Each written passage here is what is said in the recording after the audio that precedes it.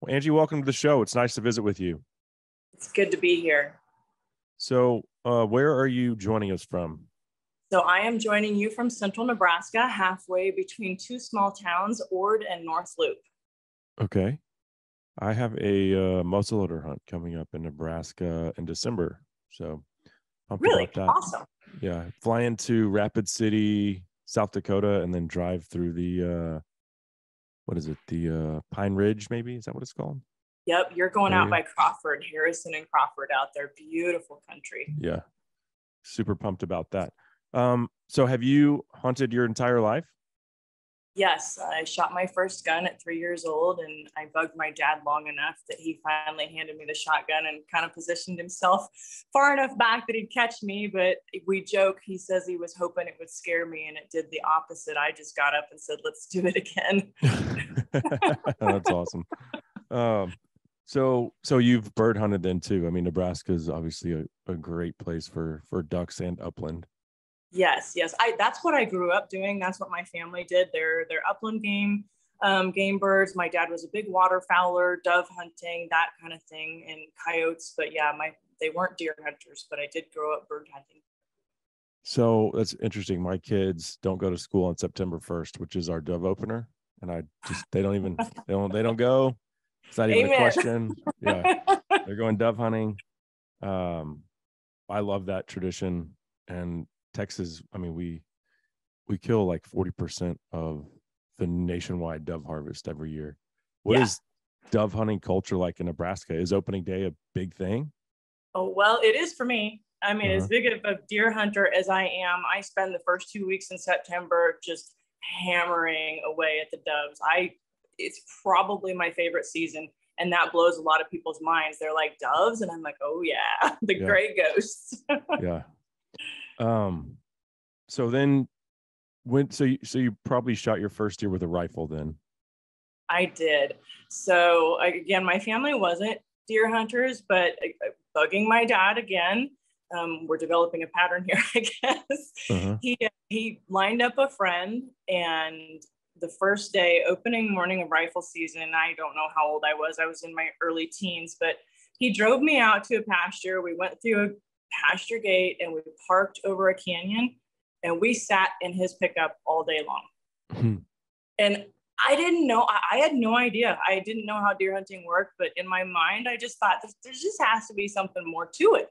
Right. And so the next day I went by myself. I had permission from a friend. And what I knew about deer at the time was they lived outside, and that's not even an exaggeration. And I mean, it's the truth. I walked around this pasture for the next 9 days trying to find a deer, and I might have saw a couple does. I don't think so, but I'm stubborn. And so the next year I went back out and I was successful. I had a buck only tag, and I got a nice cute little basket rack buck. On your own, huh? Yeah. That's so cool. So then did you get into archery after that? I did. I hunted. There's like a progression here to where we're going. So Totally. I continued to hunt through high school with a 243. I started off with a 22 250 bull barrel, but I was pretty tiny back then. And so that was a really heavy gun to carry around. So my dad ended up buying me the 243 the second year. And I probably hunted with that 7 to maybe 10 years. When I got married to my husband, Adam, at that point, I was wanting to hunt more than 10 days a year. And rifle season's kind of a rat race in Nebraska, if you've ever hunted rifle season here. And so I told him I wanted a bow. And I knew less about a bow than I did about deer hunting. I actually asked him the first time I shot it if it was going to hurt when I released the arrow, because I didn't know, is it going to kick, So I love to tell people that, because they're like, oh, you had so much help, you had mentors and people taking you. And nope, absolutely not the case. I mean, totally self-taught, probably the dumbest person in the world when it came to deer hunting and bow hunting. But yes, I then progressed to a bow. Okay. And you're stubborn. So, very being able to, and I think that's what makes us all better hunters, or those failures that we experience, learning from that and then applying it to the next time. So I became aware of you through a recent article on Outdoor Life where you apparently stocked up on a bedded whitetail buck and killed it with a spear, which I want to hear all about that. But before we discuss that accomplishment, when did you start spear hunting? In 2016 was my actual first hunt. I started throwing in 2015. Okay. Well, spear hunting, it's one of those things, and I've never hunted with a spear. I have a spear, a listener sent me that he made, and awesome. he mostly throws it at like alligator gar and like shallow water stuff. And I've thrown it at a target, and it's super fun. It destroyed the target very quickly though. But I haven't thrown it at an animal. But spear hunting is one of those things that really pushes the boundaries of what society and even people within the hunting community are okay with. And I don't know, maybe it's the primal nature of the act itself, but it certainly is something that can cause blowback. And it's nothing new for folks like Tim Wells, he's made a career on being a proficient archer, but then pushing the limits on, can I kill this animal with a blowgun or with a spear? Or, he almost bled out in Africa when he had the accident, when he speared himself and he's sitting under a tree, his legs like bleeding. He came on the show and talked about that experience. I think all of it really came to a head though, when that super douche, Josh Bomar, speared the black bear in Alberta.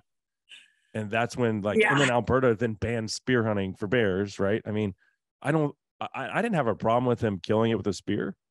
I thought it was pretty cool. Hey, this guy is really proficient with this weapon, but I don't think his intentions were good. I think he did it for fame more than anything else.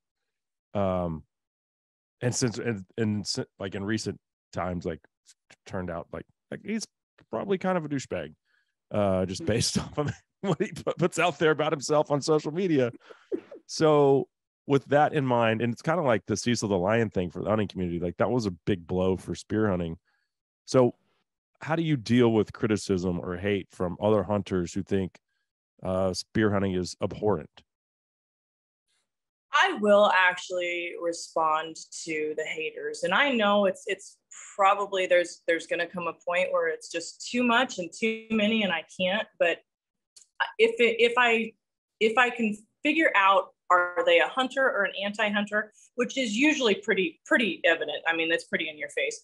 Yeah. I won't respond to the anti-hunters very often because they're if so their profile picture is a Ukrainian flag, you probably know. Like, there you go, because they're so closed-minded. I mean, there's just I've tried before, but again, there's just not much point to it.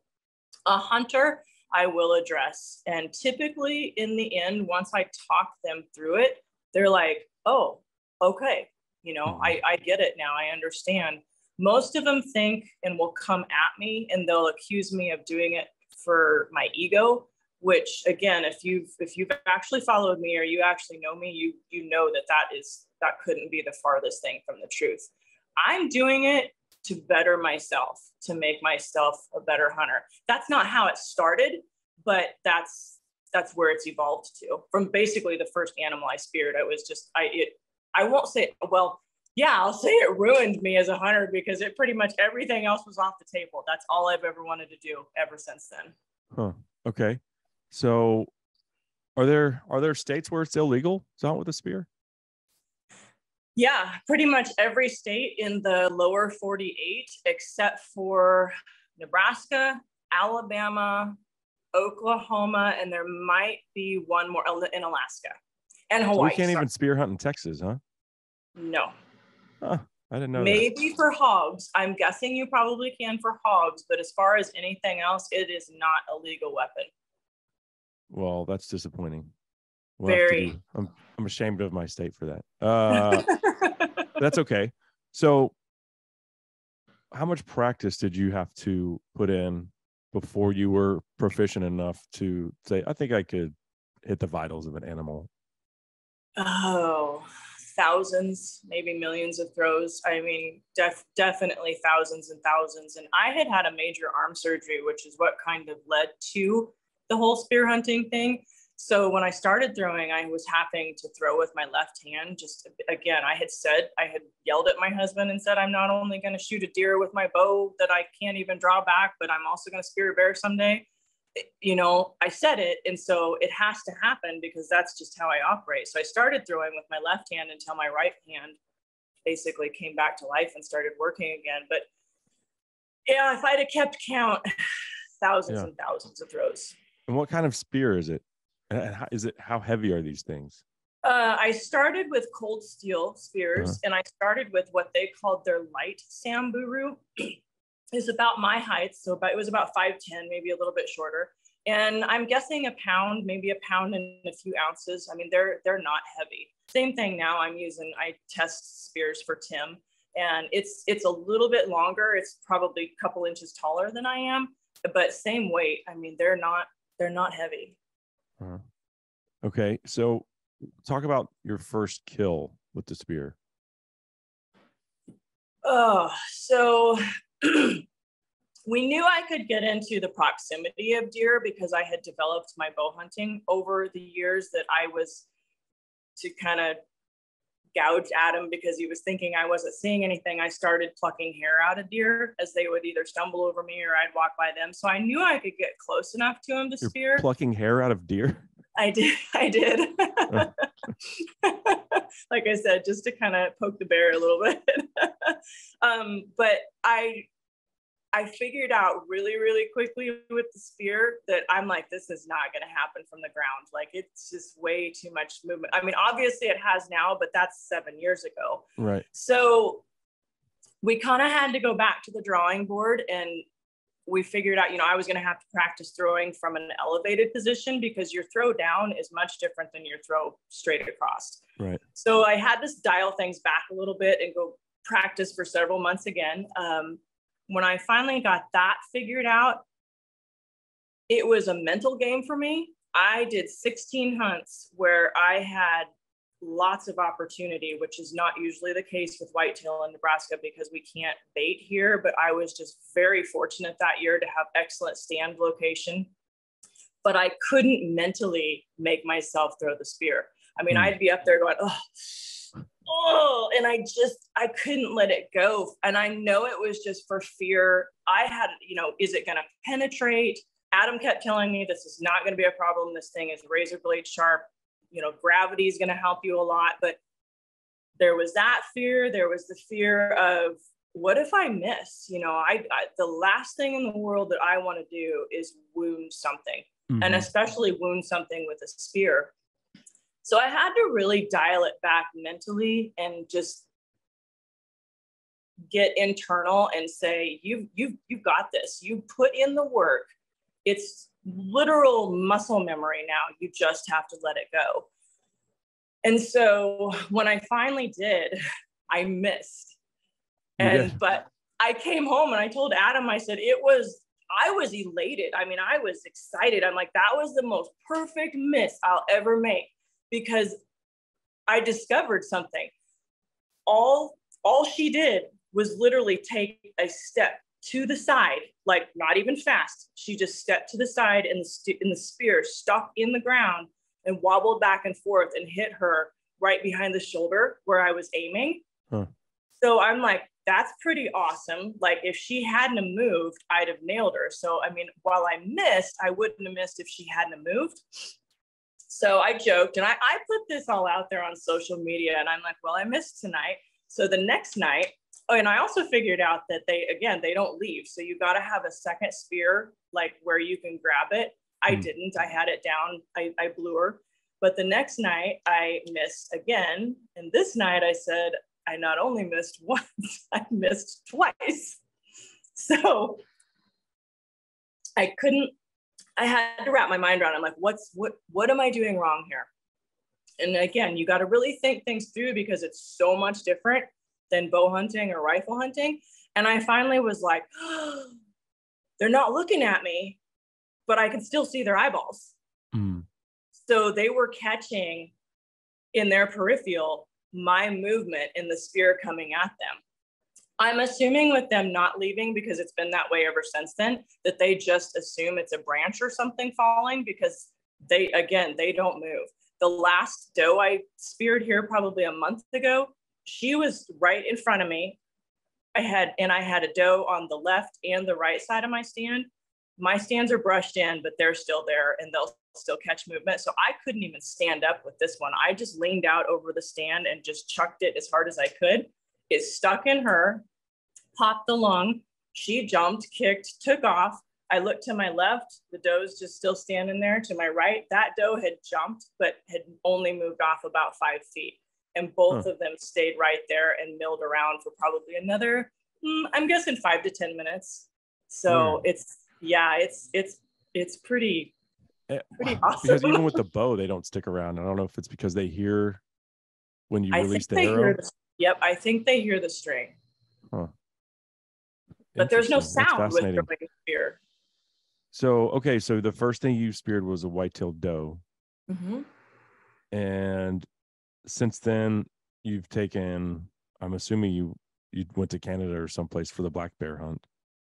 So thanks to Josh Bomar, the black bear hunt took me almost 4 years to accomplish because I was scheduled to go to Ontario the year after he did that stunt.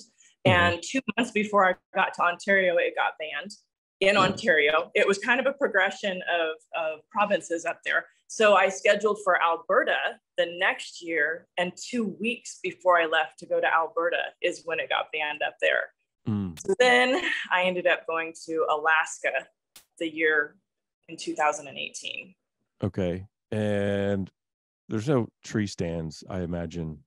I mean, did they have it set up for you? Like I killed a black bear with my bow in Alberta out of a tree stand. You know, it was mostly tree stand hunting. It's the boreal forest. It was so thick there. I don't know how you would spot and stock like through that woods, but what was the Alaska setup like? Same. So it was super thick. You know, there's no way you'd spot and stock anything. And it was a camp that was set up for bow hunters or rifle hunters.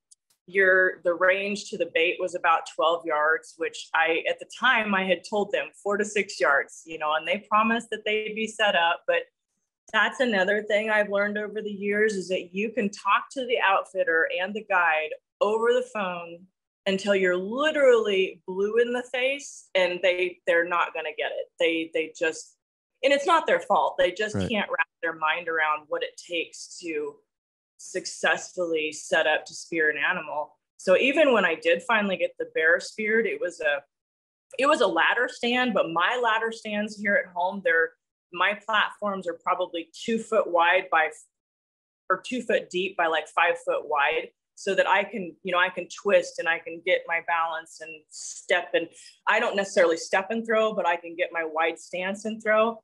And they're typically set up sideways. Well, this was a normal tree stand that's only about 12 inches wide, the seat and the platform.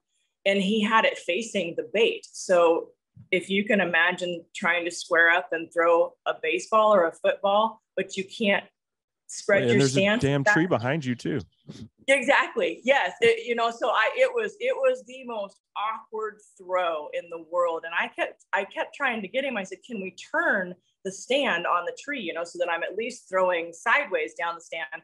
No, that was going to be too much work. So the bear hunt, needless to say, was a little bit frustrating, but we made it work.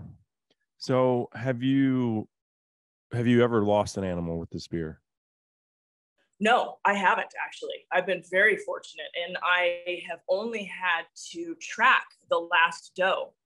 And that was just because I speared her, pretty early on in the year. And it was so thick where I'm hunting on us, river bottom and trees, that I just couldn't see where she went. I mean, she was downed, but I just couldn't see her. Yeah. So the spears are pretty effective at a quick and ethical kill. Very, very effective. I mean, when you think about a broadhead and how wide it is, and you think about it, basically you're throwing a knife through an animal. Exactly. And most of mine have been clean pass-throughs, which is what I'm going for.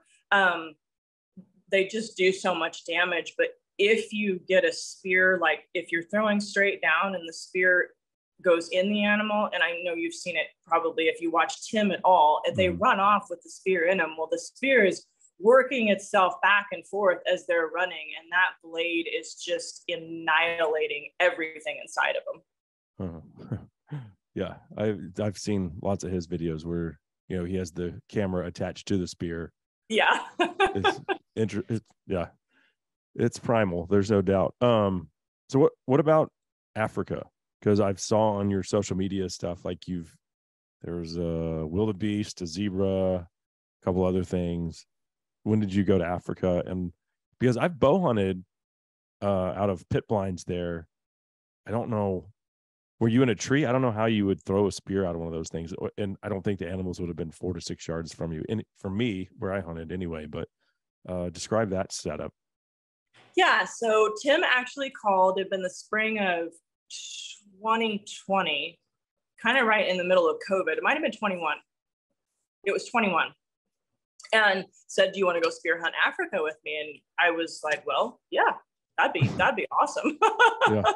And again, and this is where he and I got to talking. You know, we both talked with the outfitter, we both talked with the guides, and yeah, they were going to have everything set up. They understood how it worked. Well, they didn't. And again, we weren't really expecting much, but so we had to spend several days just kind of rearranging and teaching them how to build blinds and getting the blinds in the right spot. What we ended up doing was, I don't know if you're familiar with their spec boom bushes. They're kind of a tree. You can eat them. Yeah. But they're not very big. Yeah. We ended up in a lot of spec boom bushes. He actually ended up in one tree that was probably 35 feet off the ground with a pallet that he stood on. And they offered that one to me. And as crazy as I am, I was like, I don't think so. Yeah. I mean, that's just an insanely long throw. And there's just so much time, you know, an animal can move. So I wasn't comfortable with that one.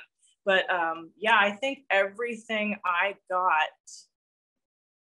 two things came out of the spec boom bush, and the Nyala came out of an actual tree house, if that makes sense. It was huge.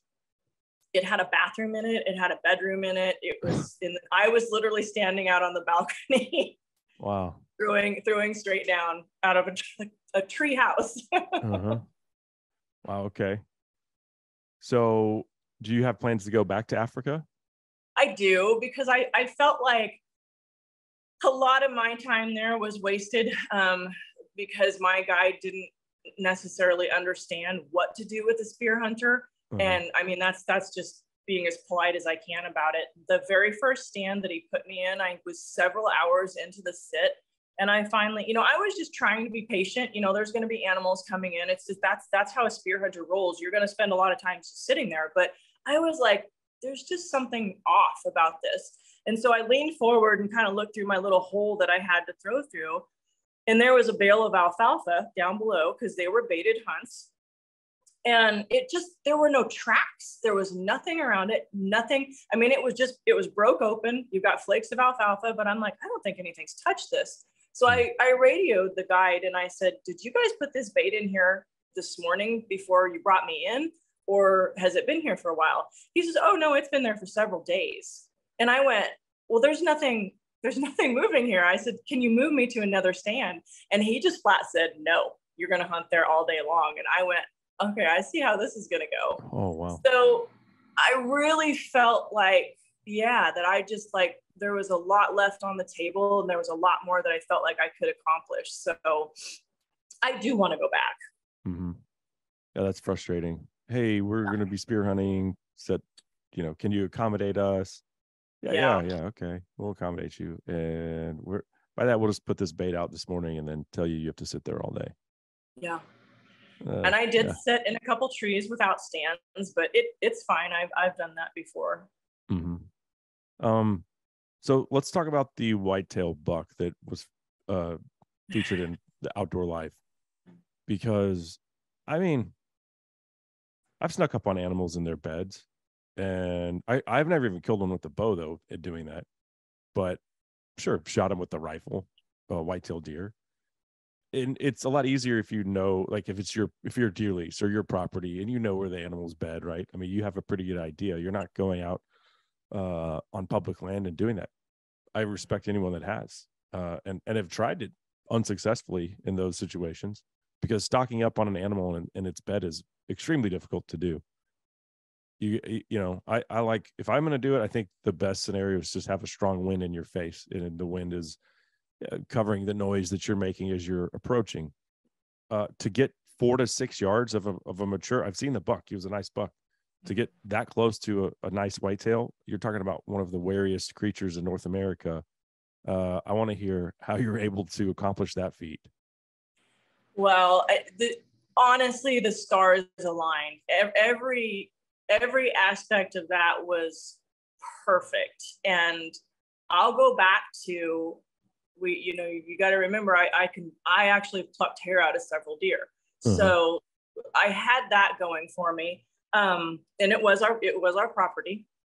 So I hunted that morning, and I came home, and I'd just taken my husband and the harvest crew lunch, and I was coming back, and I caught something. I'm like, I think that's a buck coming across the river. And it was. And about the same time, a friend called. He was across the river, and he said, hey, there's one heading your way. And I'm like, yep, I see him. So we had a pretty good idea of where he was going. And he was like, can I come over and arrow him? And I like, no, sorry. Mine. So again, I have a pretty good idea of where he's headed. And if he does what I think he's going to do, then this could actually happen, because the wind was going to be perfect, noisy wind. And I mean, I think you know what I mean when I mean noisy wind. Yeah. It's just, and everything is dry at this point. So I make the decision, the very quick decision. I don't even shower. And normally I'm really particular about my scent. I mean, my clothes are in bags. I shower, we get dressed out in the field, but I'm like, nope, I've got the right wind. I'm just literally going to go in a shorts and the t-shirts that I have, because if he's where he is, he's in the sun. So he's not going to be there very long, because it was a warm day. And so I did. So I drove in to probably within a quarter of a mile of where I thought he would be, and just walked in the rest of the way. When I got there, and I kind of leaned out over the bank, because this is pretty much straight down. There's just a ridge, and it would be straight down. It was so thick that I couldn't see him. I mean, I was just like, ugh. Well, it was fun while it lasted, but obviously he's moved on. And I just stood there for a little bit, and I thought, I can't believe, I mean, it hasn't been that much time. We're talking maybe 5 minutes. And I thought, oh man. So I had 2 spears with me. I took one of the spears in my left hand, and it was rice grass. I don't know if you're familiar with that, but it's real tall, real heavy. And I just kind of I leaned out over the bank and just pushed the grass aside. And he moved his head just enough that an antler caught, I think, the sun. And I was like, oh, he's there, and I almost jumped back too much where it was going to be really loud, because it surprised me. And then I kind of calmed myself down, leaned over again, and I was like, how am I going to get a spear through this? Like, there was that, because again, it's really, really thick. And I actually went back down there yesterday just because so many people have been asking me how far it is. It was actually only about 4.5 feet down. So I have to throw really, really hard. And again, there's a lot of really thick, tangled, matted grass, new grass come up through it. And I kind of stood there for a little bit and just second guessing myself, going, can I get this done? It's really hard to see his body at all. I can see his head. So I know in proximity where I need to throw, but I really can't see where I need to throw. I finally just decided this is a once in a lifetime opportunity. More than likely, again, I know I can do this, and I'm the person who just has to let it fly. And so I again took my left hand and the spear that I had in that hand and held the grass back as much as I could. This is where the people within our community that are a little bit squeamish start to cringe, you know. They do. I think it's awesome. But and, you know, you've put in the time and the work to become an effective killer with the spear. Yeah. But it is that thing. It's like that weird thing, like, hey, this is how our ancestors killed things for thousands of years. Now we're such a, you know, a bunch of wusses essentially. Yeah. That we have to turn our back on how we got here, how we fed ourselves throughout human history. I don't get it. But anyway. Yeah, they look at it like, oh my gosh, you were just basically right on top of that deer and you killed. It's like they think that I killed him with my bare hands and that's morbid or something. It's, you know, this hand that threw the spear is their same hand that pulled the trigger. It's the exact same thing. But so I just, like I said, I leaned out, held the grass back, and just as hard as I could, because I don't have a lot of gravity helping me here. I just threw and let it go. And when it hit, you could just hear this, it popped a lung instantly. And it was so quick, like you could hear the pop. And I was almost wanting to just back up to get out of his sight, thinking that he was just going to blow out of there and probably end up in the middle of the river. He jumped just a little bit and then laid right back down. And the spear was literally, I could see the end of my spear, but I couldn't tell where it hit him. Again, I can't see his body, but I know from the poof that I've got a lung. And so I had to sit there, and it wasn't very long, but he literally just never moved again and laid there and expired. It was, I don't know what he thought, you know, so did something just bite me and I'm just going to stay here? I don't know. He never moved. Wow. And so you literally killed him from like 4 feet away. Yeah. That is incredible. I mean, you say the stars aligned, but there was a lot of practice and preparation that goes into being able to take advantage of the opportunity when it does present itself. Yeah. So, well, very cool. I encourage folks to check out that article. It's an Outdoor Life on their website. And what, as we wrap up, Angie, what's the next thing on your bucket list? I have a probably pushing 200-inch buck that I've been chasing here for 3 years that I actually passed. So I could have killed him. I'm sorry. I would get that rifle out in a heartbeat for a 200-inch deer. I'm not too proud. I admit it. Yeah, no, my husband thinks the same thing. Last year, he was like, you have a bow, you know, kill him. And I had him at 12 yards last year. And I want him with the spear so bad I can taste it. And yeah, I actually passed on probably, I'm guessing he was 150 3 or 4 nights ago. I actually filmed him coming in. I did put the camera or my phone down and picked up the spear. And I was like, no.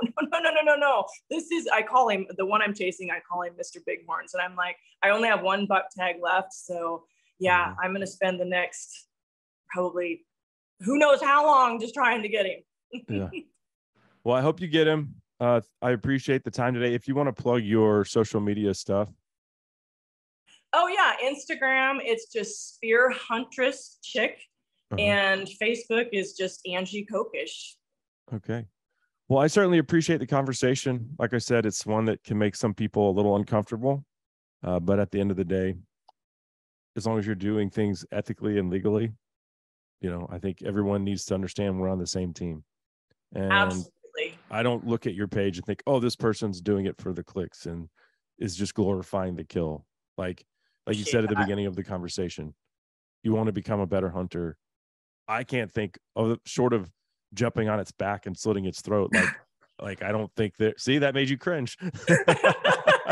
That's how some people think about spear hunting, but they do, but so many people say that that's what I'm going to do next. And I'm like, no. Yeah. Well, we're all on the same team. I guess that's the message there. So thanks again for your time. I appreciate it. And I hope you do run a spear through that 200-inch buck. Thank you.